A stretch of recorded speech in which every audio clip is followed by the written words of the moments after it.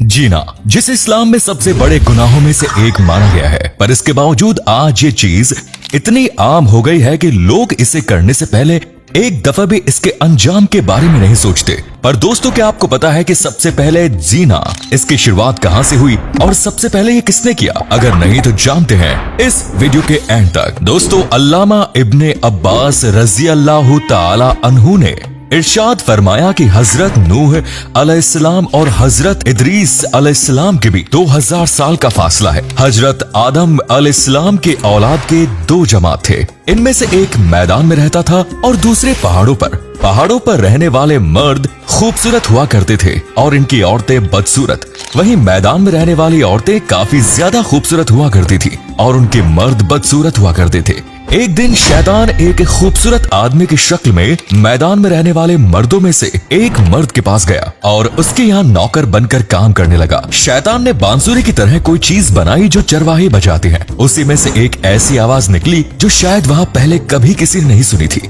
यह आवाज अगल बगल के घरों में भी पहुंची और सब लोग इस आवाज को सुनने के लिए जमा हो गए। इस आवाज को सुनने के लिए साल में एक बार लोग जमा हो जाते थे। औरतें मर्दों के लिए और मर्द औरतों के लिए संवरने लगे। पहाड़ों पर रहने वालों का एक मर्द मैदान वालों के पास आया। अब चूंकि वो लोग अपने त्योहार में मशरूफ थे, तो उसने उन औरतों की खूबसूरती को देखा और वो अपने लोगों के पास आया और उन्हें ये सब कुछ बताया। तो वो भी पहाड़ों से उतरकर इनके तरफ आए और यही वो वक्त था जब इनमें बुरी नजर शुरू हुई और देखते ही देखते वो बदकारी यानी जीना कर बैठे और तभी से जीना शुरू हुआ। दोस्तों, बदकारी से बचने और इससे नफरत पैदा करने का एक तरीका एक हदीस शरीफ में इस तरह मिलता है। अगर इस हदीस पर गौर किया जाए तो अपनी जात पर गौर किया जाए तो दिल ने इस गुनाह से जरूर नफरत पैदा होगी। हजरत अबू अमामा रजी अल्लाह ताला अन्हु से ये तरवी है कि एक बार एक इंसान हजूरे अकरम सल्लल्लाहु ताला अलैहि वसल्लम की खिदमत में हाजिर हुआ और अर्ज करने लगा कि या रसूल अल्लाह सल्लल्लाहु ताला अलैहि वसल्लम, मुझे जीना करने की इजाजत दीजिए। वहाँ खड़े लोग उस इंसान के इस सवाल पर उसे डांटने लगे और इसे पीछे हटाने लगे,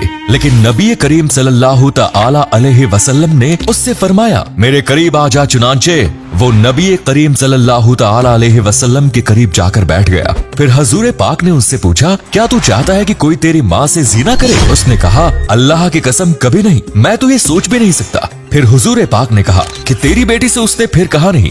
फिर हुजूर ने कहा, तेरी बहन से उसने कहा नहीं। फिर हुजूर ने फरमाया कि तेरी फूफी से उसने कहा नहीं। फिर हुजूर ने फरमाया तेरी खाला से उसने कहा नहीं। फिर हुजूर ने फरमाया कि जिससे तू जीना करेगा आखिर वो भी किसी के माँ बाप या बेटी बहन या फूफी या खाला होगी। यानी जो बात तू अपने लिए पसंद नहीं करता, दूसरों के लिए क्यों पसंद करता है? उसके बाद हुजूर ने अपना हाथ मुबारक उसके सीने पर मारकर ये दुआ फरमाई कि ए अल्लाह, जीना की मोहब्बत इसके दिल से निकाल दे। वो शख्स कहता है कि जब मैं हाजिर हुआ था तो जीना से ज्यादा महबूब मेरे नजदीक कोई चीज नहीं थी और अब इससे ज्यादा कोई चीज मुझे नापसंद नहीं। लोग कहते हैं कि उसके बाद उस नौजवान ने कभी भी किसी भी तरफ ध्यान नहीं दिया। इसके अलावा हदीस शरीफ में आया है कि मेराज की रात आप सल्लल्लाहु ताला अलैहि वसल्लम को जीना करने वालों को दिया जाने वाला भयानक अजाब दिखाया गया कि एक जगह तंदूर की एक भट्टी है जिसका मुंह बहुत कम फैला हुआ है और अंदर से बहुत ज्यादा फैला हुआ है। बरहना यानी बगैर कपड़े मर्द और औरत इसमें मौजूद हैं और आग भी इसमें जल रही है। जब आग तंदूर के किनारे के करीब आ जाती है तो वो लोग ऊपर उठ जाते हैं और बाहर निकलने के करीब हो जाते हैं। जब आग फिर से नीचे हो जाती है तो सब लोग अंदर हो जाते हैं। दोस्तों, आज के जमाने में जीना जैसे गलत काम को लोग मामूली समझने लगे हैं,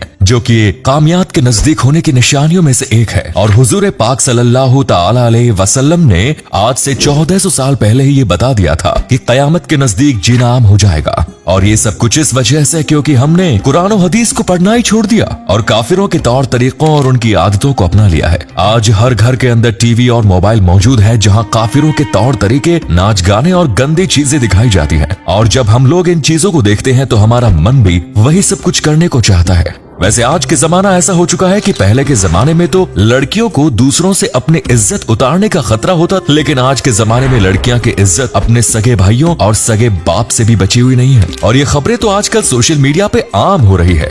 इसी वजह से अल्लामा मोहम्मद इकबाल ने इरशाद फरमाया था कि वो मुजिज़ थे जमाने में मुसलमान होकर, और तुम खार हुए तरीके कुरान होकर। तो दोस्तों, इन सारी बुराइयों की हल सिर्फ यही है कि हम लोग कुरान और हदीस की तरफ लौट जाएं और अपनी जिंदगी अल्लाह ताला और उसके महबूब सल्लल्लाहु ताला अलैहि वसल्लम के बताए हुए तरीकों के हिसाब से गुजारना शुरू कर दे। दोस्तों, इंसान की ये फितरत है कि जब वो किसी औरत को देखता है तो उसके बारे में उसके अंदर शौक पैदा होता है, और इसी शौक की वजह से वो अपनी ये ख्वाहिश पूरी करने की कोशिश करता है। वैसे अगर ये ख्वाहिश हलाल तरीके से पूरी की जाए, यानी निकाह कर लिया जाए, तो ये सवाब का काम है, और अगर ये ख्वाहिश हराम तरीके से पूरी की जाए यानी जीना किया जाए तो फिर ये अजाब का रास्ता है। याद रहे कि हराम तरीके से अपनी ये ख्वाहिश पूरी करना यानी कि जीना करना बहुत बड़ा गुनाह है। कुरान और हदीस में जीना को बहुत बुरा बताया गया है और जीना करने वालों के बारे में बहुत ही भयानक सजा भी सुनाई गई है। हदीस मुबारक में है कि जो शादीशुदा औरतें और मर्द गैरों से जीना करते हैं तो ऐसे लोगों पर सातों जमीनें और सातों आसमान लानत करती है, और जहन्नुम में ऐसे लोगों की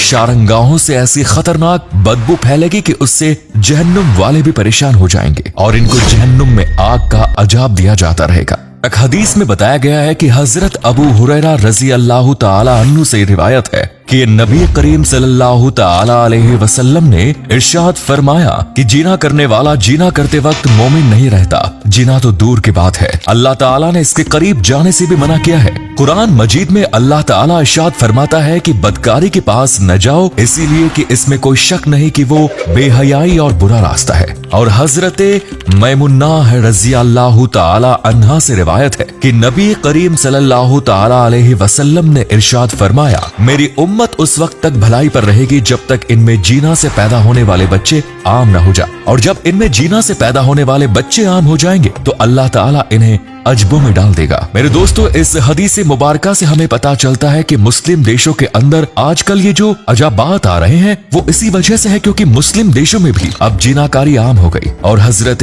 अबू हुरैरा रज़ी अल्लाह ताला अन्हु से रिवायत है कि नबी करीम सल्लल्लाहु ताला अलैहि वसल्लम ने इरशाद फरमाया, बेशक औरत शैतान के तीरों में से एक तीर है। जिसने किसी खूबसूरत औरत को देखा और वो उसे पसंद आ गई, फिर उसने अल्लाह ताला की खुशी हासिल करने के लिए अपनी नजरों को उस औरत से घुमा लिया, तो अल्लाह ताला इसे ऐसी इबादत की तौफीक अता कराएगा कि जिसका मजा सबको मिलता रहेगा।